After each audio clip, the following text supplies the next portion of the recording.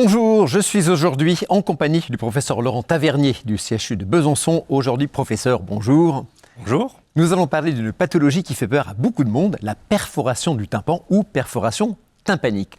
Est-ce que parfois cela peut rendre totalement ou partiellement sourd ? Le fait d'avoir une perforation ne rend pas sourd puisque lorsqu'on fait une parasynthèse, c'est-à-dire qu'on crée volontairement un trou au niveau du tympan pour mettre un aérateur, c'est pour améliorer l'audition. Donc ça ne génère pas de surdité. Par contre, si la perforation est large, généralement au-delà de la moitié du tympan, oui, il peut y avoir une diminution de l'audition par une mauvaise vibration du tympan qui est réduit.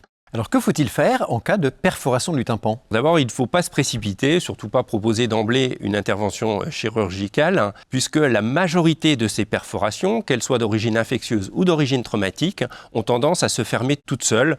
C'est le cas 9 fois sur 10. S'il n'y a pas de fermeture, après un suivi suffisant, on peut à ce moment-là proposer une intervention chirurgicale.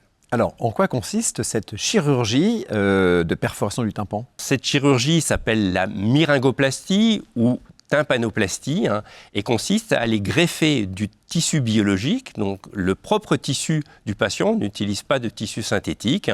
C'est généralement le tissu qui recouvre soit un muscle, soit le cartilage qui est utilisé pour être greffé. On fait une intervention le plus souvent sous anesthésie générale, parce que soit le médecin n'est pas à l'aise avec une anesthésie locale, soit le patient la refuse, mais c'est parfaitement réalisable sous anesthésie locale. Dans tous les cas, c'est de la chirurgie ambulatoire. C'est une chirurgie microscopique, on a besoin d'un microscope pour aller voir ce que l'on fait à l'intérieur, ou alors guidé par un endoscope.